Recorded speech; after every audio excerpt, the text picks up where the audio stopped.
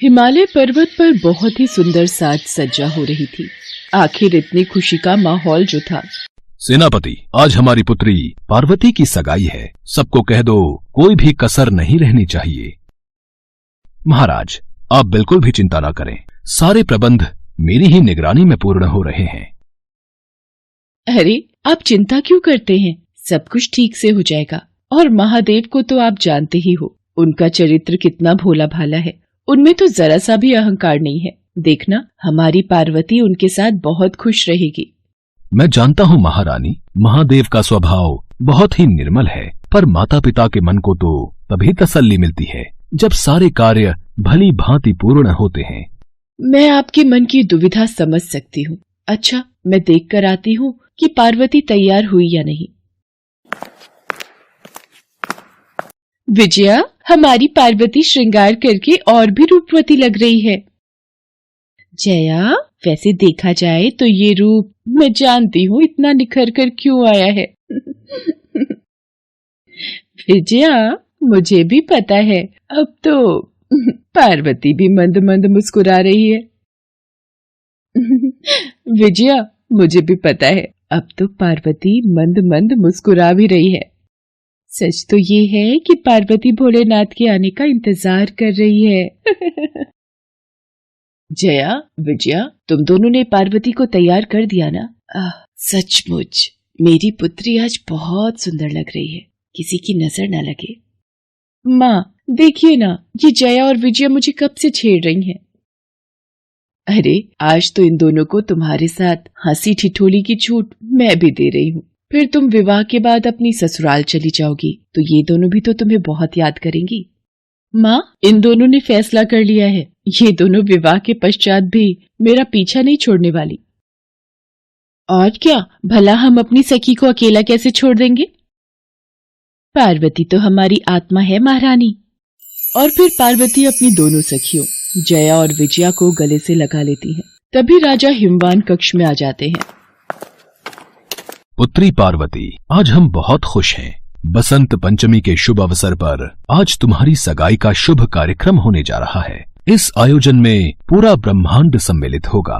राजा, महाराजा, ब्राह्मण, पंडित, आचार्य, पुरोहित, ऋषि, मुनि, समक्ष देवी देवता इस सगाई समारोह में तुम्हें और महादेव को अपना आशीर्वाद प्रदान करने आ चुके हैं। जया, विजया, तुम दोनों अपनी सखी पार्वती के पास ही रहना। हम अतिथियों के स्वागत के लिए जा रहे हैं।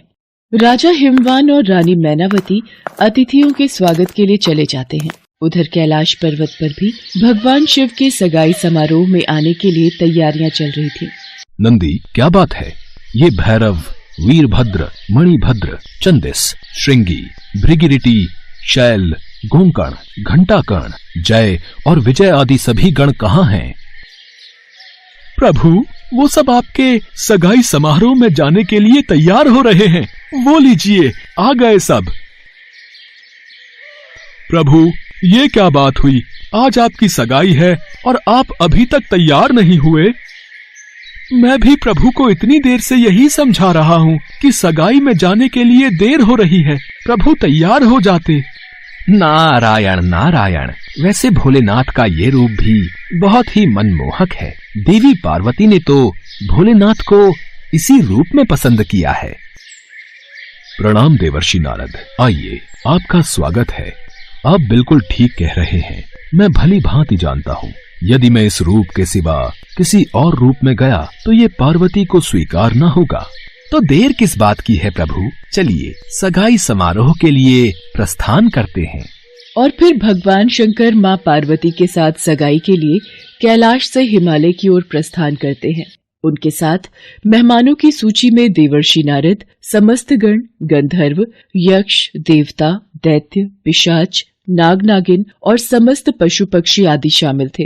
भगवान शंकर राजा हिमवान के महल में पहुंचते हैं। भगवान शंकर और सभी अतिथि गणों का राजा हिमवान और रानी मैनावती धूमधाम से स्वागत करते हैं। सभी देवी देवता भगवान भोलेनाथ को बधाई देते हैं। कुछ देर बाद माँ पार्वती अपनी सखियों के साथ महल में प्रवेश करती हैं। देवी सरस्वती, आज पार्वती और भोलेनाथ की सगाई का उत्सव नैनों को अद्भुत सी चांदनी प्रदान कर रहा है। आपने ठीक कहा देवी लक्ष्मी। देवी पार्वती और भगवान भोलेनाथ एक साथ बहुत ही सुंदर दिखाई दे रहे हैं। भगवान भोलेनाथ और माँ पार्वती एक दूसरे के सामने खड़े थे। महादेव, आज मुझे सचमुच ये एहसास होने लगा है कि अब आपको पति रूप में पाने की मेरी बरसों की तपस्या का फल मुझे प्राप्त होने वाला है। देवी पार्वती, मैं भी तो आपके बिना अधूरा हूँ, और फिर आपको पत्नी रूप में पाना मेरे जीवन का आधार है। अभी भगवान शंकर और माता पार्वती आपस में वार्तालाप कर ही रहे थे कि तभी राज पुरोहित कहते हैं, अब आप दोनों एक दूसरे की अनामिका उंगली में ये मुद्रिका पहनाइए। ये लो पुत्री, महादेव के हाथों में मुद्रिका पहनाओ। भगवान भोलेनाथ और माँ पार्वती एक दूसरे को मुद्रिका पहनाते हैं। उसी पल वहाँ खड़े समस्त अतिथिगण भगवान शंकर और माँ पार्वती के ऊपर फूलों की वर्षा करने लगे। वसंत पंचमी के शुभ अवसर पर हुए भगवान शंकर और माँ पार्वती के सगाई समारोह से मानो पूरी सृष्टि का वातावरण ही प्रफुल्लित हो गया हो। सब अतिथिगण भगवान शंकर और माँ पार्वती को सगाई की बधाई देने लगे। आप दोनों कुछ ही दिनों में दाम्पत्य सूत्र में बंध जाएंगे। मेरी शुभकामनाएं आप दोनों के साथ हैं।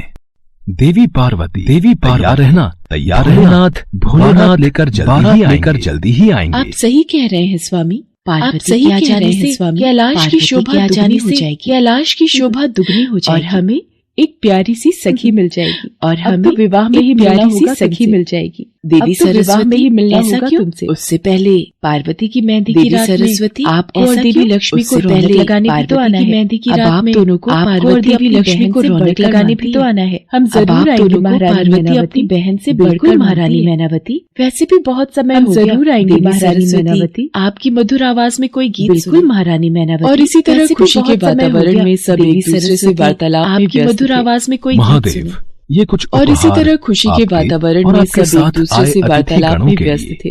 भेंट स्वरूप स्वीकार महादेव, ये पार्वती के रूप में आप मुझे पूरी सृष्टि साथ आए अतिथि गणों के लिए और कुछ नहीं भेंट स्वरूप स्वीकार कीजिए। आपके जैसा पार्वती के रूप में मुझ पूरी सृष्टि गर्व से ऊंचा हो गया और कुछ नहीं भगवान शिव और माँ पार्वती का सगाई समारोह बहुत ही धूमधाम से संपन्न हो जाता है।